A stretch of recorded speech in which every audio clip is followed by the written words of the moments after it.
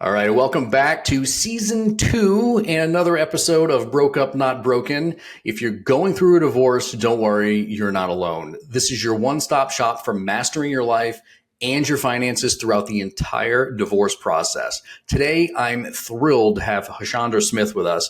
Hashondra is this insightful mind behind don'toverthink.me.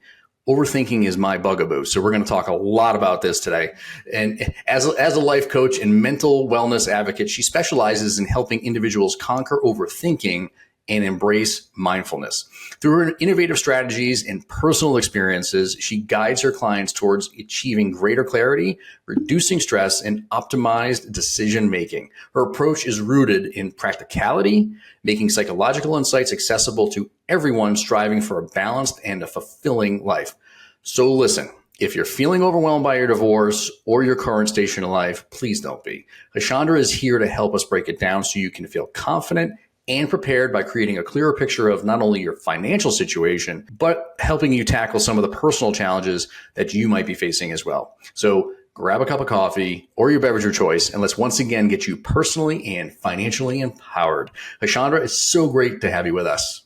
I am so excited to be here. Yeah, this is going to be a great conversation. We're going to get to some of the overthinking and some of the mental hurdles that we all face in our daily lives and our professional lives here in just a minute. But why don't you share a little bit about, who you are and maybe some of your backstory too, because I know you've dealt with divorce personally. Yes. Well, as far as who I am, I consider myself just to be a spark, that person that comes into the lives of others just to start or ignite what's already there. And of course, I hold a lot of titles: business owner, nonprofit founder, author, but above all, just being a spark to people is what I pride myself on. And I too have been through a divorce. I've been divorced for almost 6 years now. And when I actually went through my divorce, I was a housewife. I stayed at home. My husband was the one, he was bread and butter. So when I decided that, okay, I need to make a change, this is an unhealthy relationship, I need a transition, I literally left my marriage with $37 and some change in my pocket. Yes. I moved in with my mother in her 1-bedroom apartment with my 2 children. They're now 20 and 12. And I set up camp in her laundry room. I literally had 2 5-gallon containers. I made it a bed. I had with those $37, I went and bought like a hanger system from the Dollar Tree. I had my clothes there. I made my suitcase, my dresser. I went and got a side table out her room, and I made that my side table. And I actually have a picture of it. And I remember taking a picture and sending it to my sister. And I said, I'm done. I'm starting over. I don't care how I have to get it done. This is it. This is the end and the beginning, all in the same sense. So in that moment, I made a 7-year plan. I'm on the 6th year of that plan. And this year I'm focusing on purchasing land, purchasing a home. We still live in an apartment right now, and just really developing the personal sense of family and ownership. Of course, the business owner, the nonprofit founder, we're 501c3 in the state of Georgia. So I've established those things throughout the year, but really focusing on my finances this year. So that's kind of the backstory that I kind of really want people to focus on as we go through this journey today.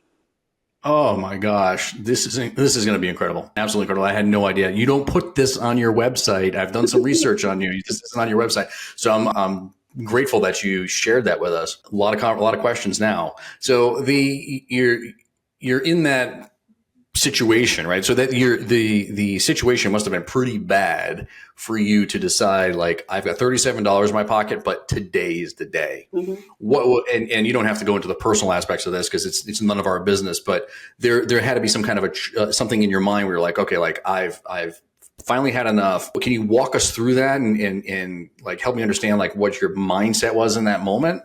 So I always tell people I exited the marriage before I actually got out of the marriage. I remember having a conversation with my children and, getting over the pride aspect and all of those things. It wasn't really the marriage or the person that I was attached to. It was the idea of marriage and the failure and the embarrassment that I didn't want to deal with. So once I got over that, I had the conversation with my children, and what I was seeing as strength, they were seeing as weakness, and we got that understanding. It was more helpful for me to start planning my escape. So once I got to my mom's house, I settled down and, made my plan of success now. Now I've made my plan of escape. I've executed it. Now I'm making my plan of success. In that, I was like, I got to get a divorce, but I'm broke. He didn't want to sign papers and all of those things, but I wound up running across this free service that Georgia offers, Georgia Legal Service. They offer free divorces for people who can't afford them. So I wound up calling them and setting up an appointment, and that's how I got my divorce. I had to get rid of all the pride. I had to get rid of the fact that I don't like handouts and all those things. I needed help. So I called Georgia Legal Service, got that done. And today I am actually an advocate for Georgia Legal Service and a state board member for Georgia Legal Services. So I advocate for them, and I'm a real client. I went through the services, received the services, actually received a grant where they helped me find housing, start over with my utilities, all of those things. And I received a $10,000 start over grant. And I didn't even know that existed. So I was really digging for information in that process, but I had to change my mindset. And it's something I like to tell people who are going through a divorce. You have to change your mindset. It's not a handout, it's a hand up.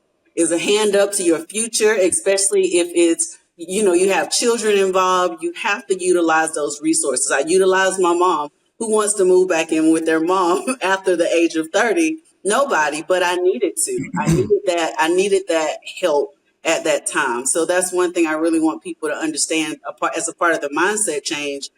I didn't see myself as a victim. I just see myself as someone who needed help, and actually dropped my pride and my ego enough to receive that help. Yeah. And you don't have to be in effective, dire straits to ask for that help, right? I mean, I'm thinking through, as you're saying this, I'm thinking about my own situation and my own divorce, where I felt like I had it all, right? Like I had it all figured out.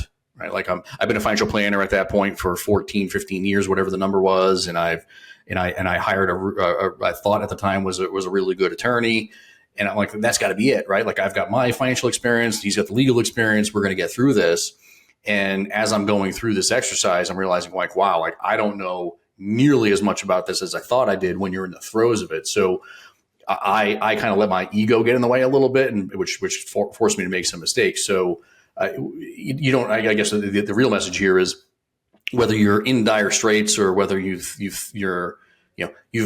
had some experience and some real world experience in that whatever you're going through, it's still okay to ask for help. And even if the help is not financial, even if it's mental, like you need to have a support system around. Yeah. I call it creating Team You.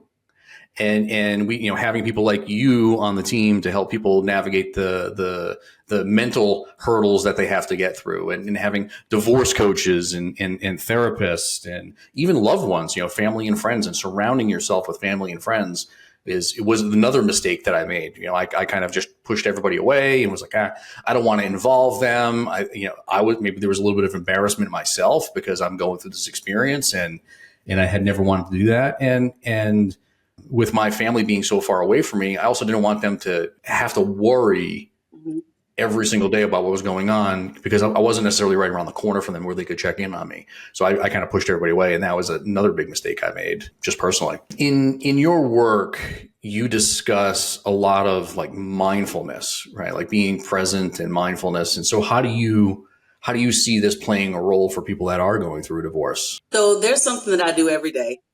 I talk to myself, I listen to myself, and I grace myself every single day.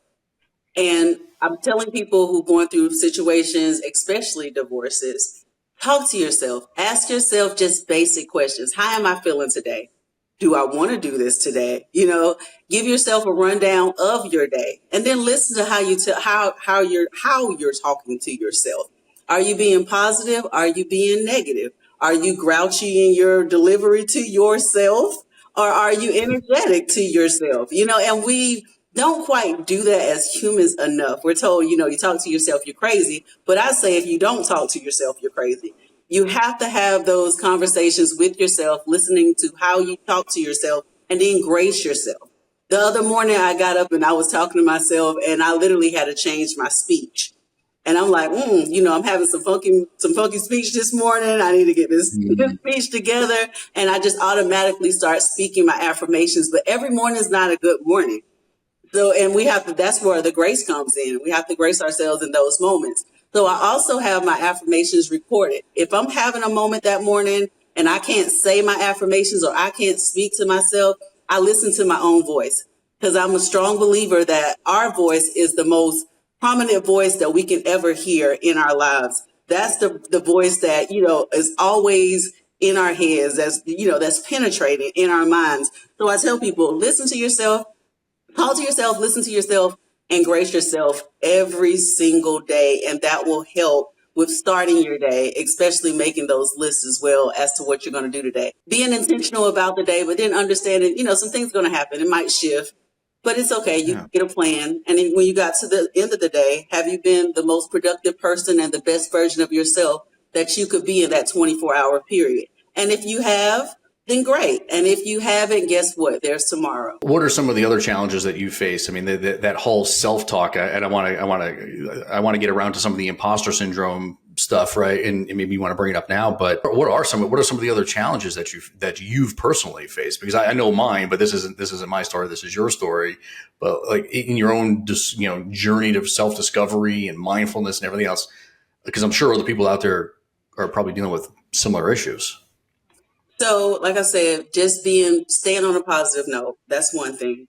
One of the other issues that I have faced personally, I would say this has been my biggest issue, is accepting success. After the divorce, after everything is, final and you're in a place, like I said, I've had the 6-year plan that I've been on, actually accepting that worthy in those areas. Because sometimes when we go through traumatic experiences, we lose our value or we feel we lose our value and we feel we lose our worth. So reminding myself that I'm worthy, that I'm valuable, and that what I want to achieve, I can have. And as I speak to a lot of women, I find that those tones when it comes to affirmations and speaking to yourself and relearning yourself and discovering yourself, that's one of the main issues that people face, especially women, is that we don't always feel validated to receive the things that we actually want. So it hinders us in our process. Sometimes I don't feel worthy of being a mother. Everybody tells me, you're a great mother, you're a great mother. And in the back of my mind, I'm like, I have no idea what I'm doing as a parent. I cry some nights when I have to fuss at my children. But, I'm doing the best that I can do. And I have to remind myself of that. So that's one of the main issues that I think that I have come across with just discovering myself and making sure that my mindset stays in a position where I'm being healthy. And then another thing is verbalizing when I'm not healthy. Actually saying, hey, you don't feel good today. It took me a while to get there. This isn't something that just happened overnight. Throughout the years, I'm like, wow, I really feel that I don't want to say that to myself. But when we have all this going on in our minds, it's better to say it out loud to ourselves, because we can solve a lot of our issues just simply by saying things out loud. Because when we say it, we hear it. And when we hear it, we can process it. But when it's all just rambling in our heads, it's kind of hard to process. So actually, putting those puzzle pieces together to make our lives and our thoughts and all those things make sense. And that's what I call Unrambling Me. So the workshops that I actually do are called Unrambling Me, a journey of self-discovery and beyond. And that's why they're called that. And so there's a layer of imposter syndrome here, right? Like not feeling like you're deserving or qualified enough to be a good business owner or have that professional. I was going to say support, but support's not the right word. But the experience that you've had and the growth that you've had in your businesses, the success in your businesses. But also it carries over to the personal side, right? Like, I'm not a good mom and maybe I could be doing better and so on. I think we all deal with imposter syndrome in some form or fashion. And so aside from what you've already mentioned, are there any other things that people need to be thinking about relative to imposter syndrome? Because this is not the first time this has come up in these conversations and specifically in this podcast. I mean, we've talked a lot about it, and it seems like so many people from so many other dimensions and areas of professionals and other areas of the world deal with this all the time. And it's like, it's a real thing. It is. And I think that now that there are so many people open about it, that it's easier for people to deal with because they know that other people are dealing with it. Because it hasn't been seen in the past as a real thing. Like, you are your own worst enemy. But the more that we work on self, because everything's about self with me, you have to work on yourself. Nobody Mhm. can make you feel away. Nobody can, control your emotions. You're the author of your story. You're the only person who can control your life. And so I don't think that that's been the message in the past, which is why it's such a big topic now. We've always been told, that other people can work out our issues, not really directing that we can work from within, from the inside out. So hopefully that answers that question. But yeah, it's just a very open topic. And there's some level of like, I think we're maybe COVID has changed this. Maybe the social media and the generations that we're dealing with. Yeah, but people, there's no more of this. I hate to say there's no more of this because we deal with a lot of men that have this. And I heard somebody say one time that it's called John Wayne syndrome. Mm. And this is specifically around dudes. So dudes, if you're listening, like, you've got to get over this. And like, I deal with this myself, but the John Wayne syndrome is, I've got it all figured out. I don't need to let any, like, I'm not going to let anybody in because I've got it. I've got it handled. I need to be stoic. I need to be John Wayne. Right. And I'm feeling like that's slowly dissipating over time, and people are a little more authentic. Mhm. And I think people, like, because there's people like you exist, right? People, and I try to be authentic. I'm a work in progress, but that's why we do the work we do. We have this podcast, and we have our Facebook group, and we have all these resources that are out there to help people understand, like, there are other people out there that are going through this too. Let's all just be real with one another and help each other as best we possibly can. So so there's this level of like, and I'm hearing this and everything you're saying, like, you're just trying to be like the most authentic version of you, and in not only your new life, but it sounds like you were trying to do that as you've made the decision to drop the D word, and I want a divorce, and now I'm just going to be real with myself. Am I right? And that's absolutely accurate, because authenticity is very important. With me, I believe that if I'm not being authentically me, I'm not giving to the world what I was placed here to give to the world. I can't sound like anyone else. And there was a part in my life, actually, when I started podcasting, when I started speaking, and even in the past, when I was young, doing what I do now on a whole other level, not even understanding what I was doing, I would always be ashamed of my voice, because I think my voice is very aggravating. I think my voice is a Okay. bit aggravating. And so there were times that I wouldn't talk. I wouldn't say too much, or I would talk and I would cut off what I needed to say because I thought I was long winded and I was just rambling and I didn't like my voice. But finally, one day I remember saying, listen, I'm going to speak. This is the only voice that I have. There's nothing I can do about it. Either you're going to listen to me, or you're not. And I just began to build my tribe and reminding myself that if I don't give what I have, somebody's not going to receive what I have. And the information that I have may be the information that they need to really spark their life to the next level. So I think that when we're not being ourselves, we're doing an injustice to our world. We're doing an injustice to our families, to our communities, to just our state, to the world in general. So we have to be authentically us. And sometimes it's hard and it's difficult because we're people, we're human, and we care about the opinions of others. But we can't care about the opinions of others so much that we lose ourselves. And I think in our society today, people are more accepting of personalities and more accepting of, the way people dress differently, different facial structures, hair. And I teach my children and the people around me, just be yourself. The people who love you are going to gravitate towards you. There's nothing more to say about that. So the more that I understand that, I see that happening, the more that I understand that I'm not for everybody, the more comfortable that I become with myself. Because even though you may not like me, the person next to you may love me and their whole life change. But the other Mhm. person who has the same message and they're delivering it differently, they're going to impact the people who they're supposed to impact. But if they're trying to be like me, they're never going to reach those people. So keeping that in mind really helps just with being authentic and staying in my firm foundation of being authentically Hashondra. That is amazing. I mean, there's like I could take the next few questions in so many different directions, and we might be here all day. And that's not the aim of this conversation. We should talk offline about some of these things, because I'm absolutely fascinated with some of your thoughts here. One of the things that I keep going back to your initial story about how you got to be where you are, and kind of how you morphed into this person that you are today. I'm thinking the word that keeps coming to mind is the word resilience. And you've gone through all these struggles and all these challenges, and not only personally but also financially. So help me understand, like share with us a little bit more about like the concept of resilience and how you've remained resilient. And if for the listeners here that are here for the financial aspects of our conversation, because this is also a financial discussion in some respects, can you maybe layer that in as well, and how you went from having $37 in your pocket to now being, a multiple business owner and multiple businesses and, podcast, like all these amazing things you've done in just the 6 years?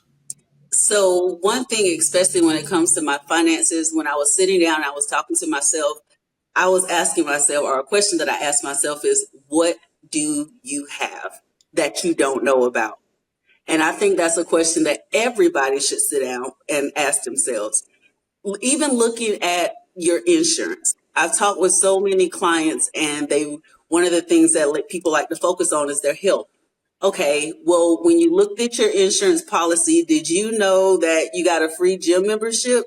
Oh, no, I never knew that. But you're paying an additional $30 for a membership that your insurance already pays for free with a phone call.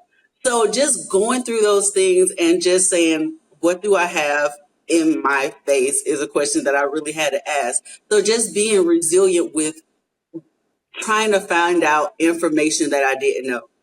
And another thing is, people aren't just going to tell you outright what you have. You have to do a little research. Even if you sit down and you do 5 minutes a day of finding out something that you have that you didn't know that you had, sit down and ask your insurance policy, your health insurance policy, your apartment duplex, or your landlord, or maybe it's a friend that does grants. Like I said, I never knew that there was a $10,000 startup grant. Who would have known that for survivors? Like I never knew that. So just seeing what you have in your face that you can get or that you have access to now.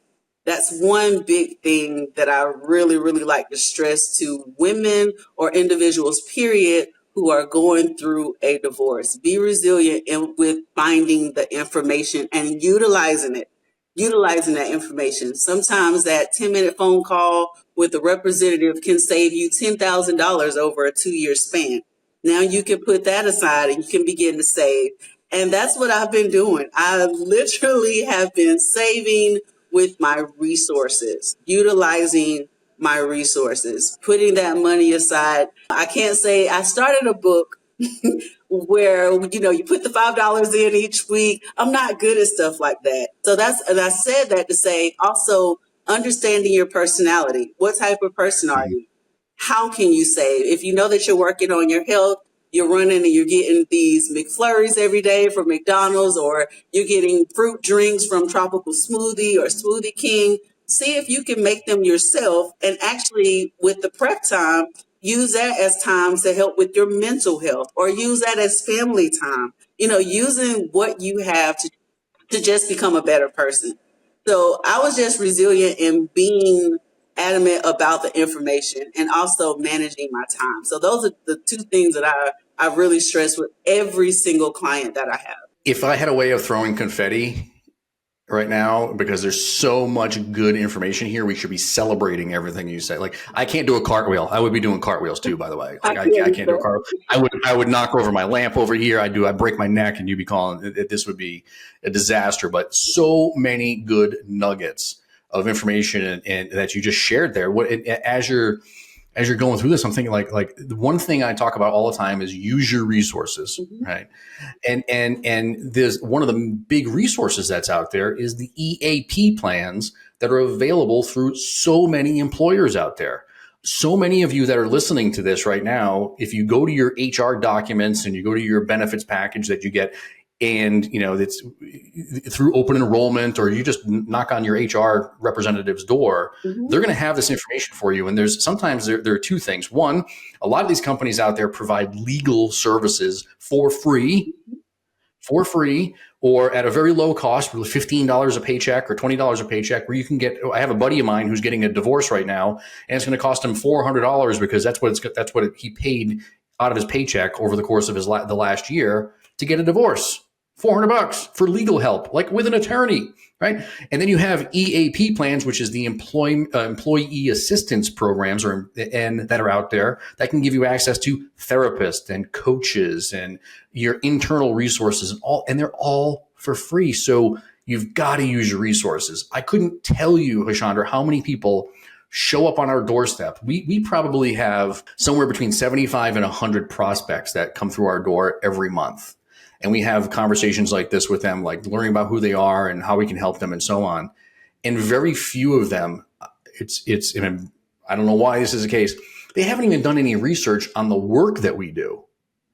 It's like they're like you wouldn't show up on the doorstep of of a cardiologist at an office, or you wouldn't show up anywhere to purchase a good or service without doing a little bit of research on it. And for some reason, that happens all the time with us. It's like, use your resources to make sure you're getting the information you need, and you're talking to the right people, because the information's out there.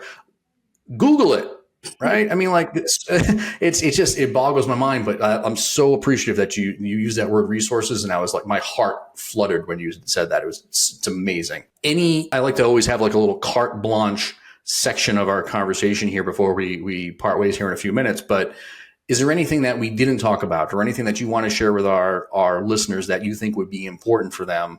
I know you've got a lot of spinning plates and a lot of moving parts over there on your end, a lot of resources. You can be a resource to a lot of them. So maybe something to share there. I think most importantly, what I want anybody to know that's going through a divorce is breathe. It's okay. I think that's the main thing, just to breathe and understand that it's okay. It's a process. It's not the end of your life. It's the beginning of a different form or a different part of your life.